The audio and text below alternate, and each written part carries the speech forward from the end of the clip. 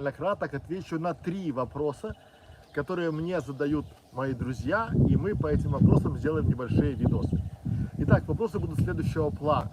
Это как дешевле, как эффективнее, как надежнее заказывать себе такси, какие службы такси лучше.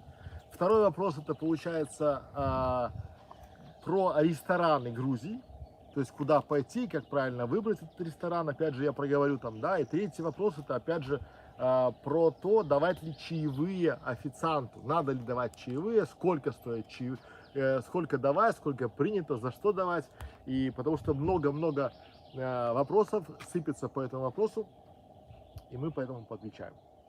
Друзья мои, все, что я говорю, это мое личное мнение, я это рассказываю для того, чтобы было чем поделиться, и я очень ленивый человек. А если я ленивый, мне проще один раз видео записать, отдать его и вперед.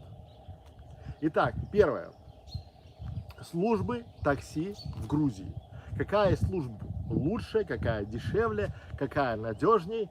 И про все в этом ролике. Итак, первое, что я хочу сказать. Здесь есть основных, скажем, таких основных служб такси 3. Первая это Яндекс.Такси, вторая это Максим, сервисы. Я беру, то есть служб может быть много, я говорю только про сервисы.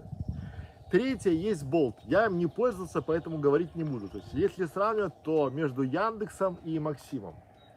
В принципе цены одинаковые, но смотрите, когда вы сюда приезжаете, неважно, в Батуми, в Тбилиси, Батуми, Тбилиси, там те туристические города, где вы находитесь, вас всегда будут встречать таксисты, которые будут там, типа, такси недешево. Такси, видите, как это по Фрейду говорится. Такси дешево, недорого такси. То есть, друзья мои, вот сразу, чтобы вам было понятно, независимо от того, вы можете прямо с своего приложения Яндекса, если вы приехали с России, с Белоруссии, прямо с приложения Яндекса заказать себе такси, и оно снимет с вашей карты, там, не знаю, с Сбера, с Яндекс.Карты, с Юмани, там, что угодно, снимет и все. Просто как это работает? Первое, вышли, то есть приземлились, вышли, прошли паспортный контроль и прямо к себе, то есть вот вызываете к себе по Яндекс.Такси, вызываете машину. Это будет просто сказочно дешево, потому что такси по счетчику, то есть по приложению очень и очень дешево. Таких цен вы не найдете ни в Москве, ни в Минске, ни даже не в глубоких пригородах. Здесь очень и очень недорого. Опять же, когда вы приходите в любой там магазин, там будут стоять такси. Я до сих пор удивляюсь, как они не вымерли, как мамонты, потому что уже даже пожилые пенсионеры, совсем пожилые, пользуются этими приложениями. И до сих пор эти такси стоят, типа, такси недорого. Они стоят на дурачка. Понятно, что из 20 человек, которым они предложили, один поедет и заплатит им 20 лари, а вы уже продвинутый человек, и вы заплатите 3 лари за, то есть $1, а кто-то платит 7. И понятно, что таких все равно, я называю это естественный отбор. То есть всегда появятся люди, которые не хотят через телефон, не хотят там карты свои спятить, там все такое. По стоимости. Плюс-минус они одинаковые. Раньше, год назад, Максим было выгодно заказывать, если едешь куда-то за город, то есть загородные поездки. Яндекс можно было заказывать, когда по городу. Сейчас они сравнялись. Плюс-минус там идет, в принципе, одинаковые цены. И оплачивать можно как наличными, так и картой. Но, что немаловажно, здесь у таксистов есть сдача. То есть они дают сдачу. Но мы предпочитаем не общаться с наличными деньгами, поэтому по карте. Какие бывают минусы? Какие минусы бывают в грузинском такси? Итак, про минусы. Первый, самый главный минус, это то, что, вот смотрите, вы вполне возможно в 8 утра захотите куда-то поехать, и у вас будет написано «нет свободных машин». Это не потому, что все начали куда-то ехать и все стремятся, просто все спят. И в 8 утра, там в 8:30 начинаются появляться какие-то машины. То же самое в субботу может быть до часов 10. То есть здесь люди добрые, веселые, любят покушать, погулять, соответственно, могут и поспать. Поэтому не расстраивайтесь, если у вас в 8 утра и, про 7 и мечтать нечего.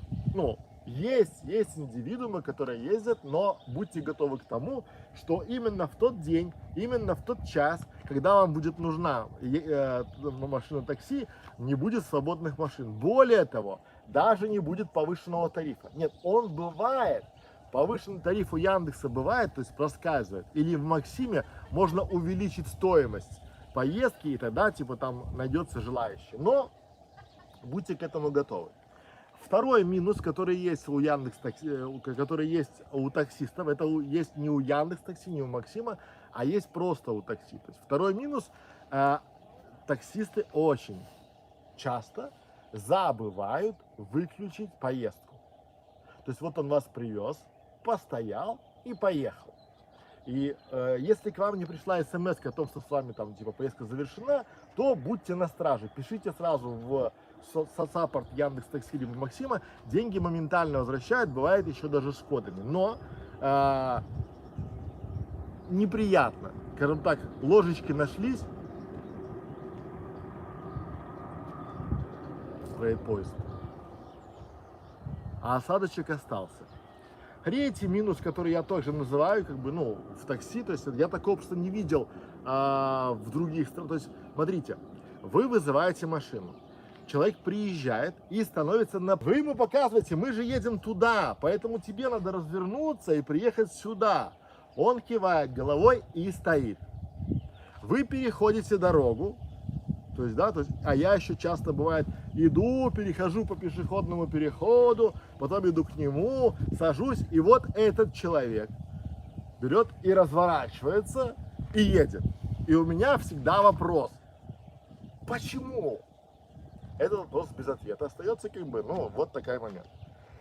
Четвертый минус, то, что бывает, то есть, как бы, то, что мне не особо нравится в том, что, как бы, ну, вот в этом всем формате, то, что они очень часто включают, приехал на место, даже не доехавший до места.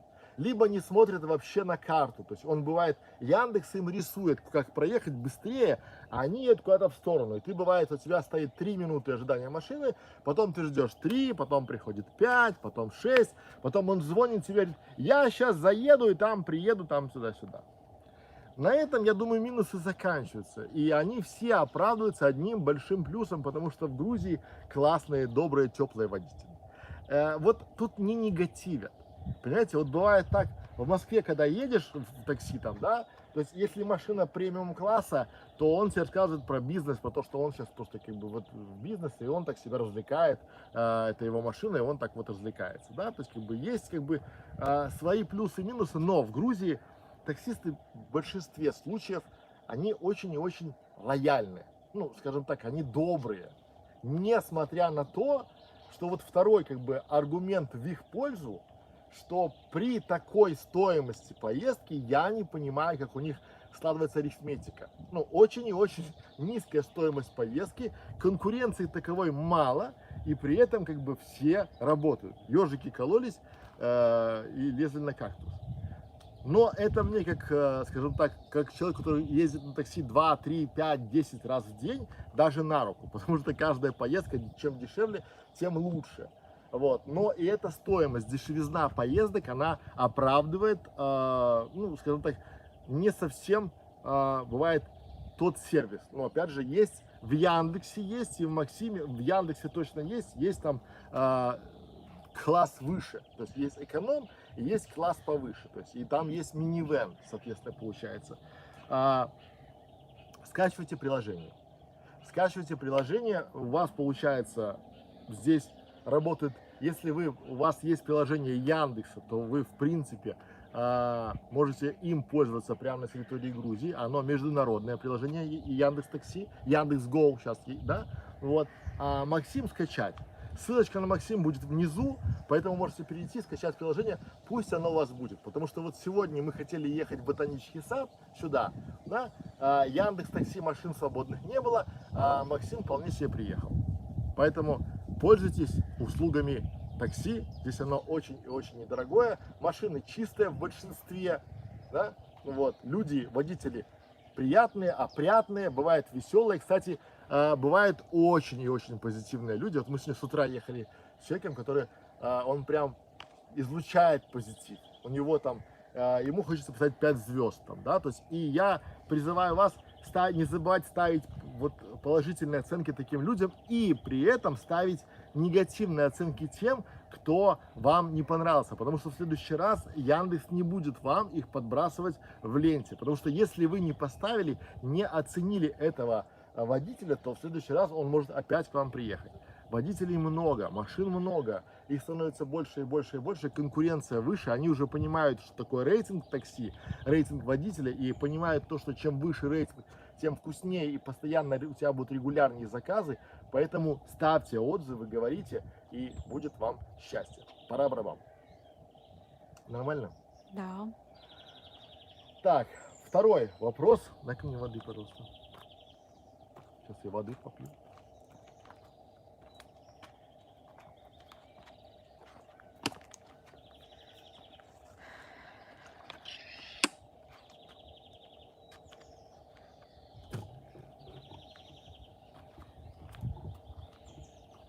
Итак, следующий вопрос.